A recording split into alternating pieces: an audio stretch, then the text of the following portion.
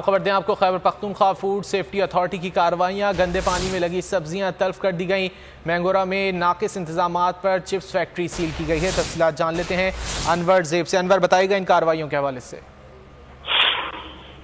Khyber Pakhtunkhwa food authority ने सूबे के मुख्तलिफ इलाकों में कार्रवाइयाँ की हैं। इसमें सवात में कार्रवाई की गई और वहाँ पर गंदे नाले में सब्जियों की सफाई पर एक्शन लिया गया है और हाजीबाबा रोड पर बड़ी मकदार में सब्जियां जो कि गंदी नाली में धोई जा रही थी, तो वहां पर उन सब्जियों को जब्त कर दिया गया है। इसके साथ ही जो दूसरी कार्रवाई है उसमें बुनेर के इलाके चगर्जी में सैकड़ों किलो मिलावट शुदा जो शहद है वो बरामद करके तलब कर दिया है। इसके साथ ही मिंगवरा में नाकरेटिंग पर चिप्स की फैक्ट्री सील कर दी गई है और उसके जो मालिक है उसको भी गिरफ्तार कर लिया गया है। अनवर से बहुत शुक्रिया इन तफसीलात के लिए। सब्सक्राइब करें और बेल दबाएं ताकि कोई खबर रह न जाए।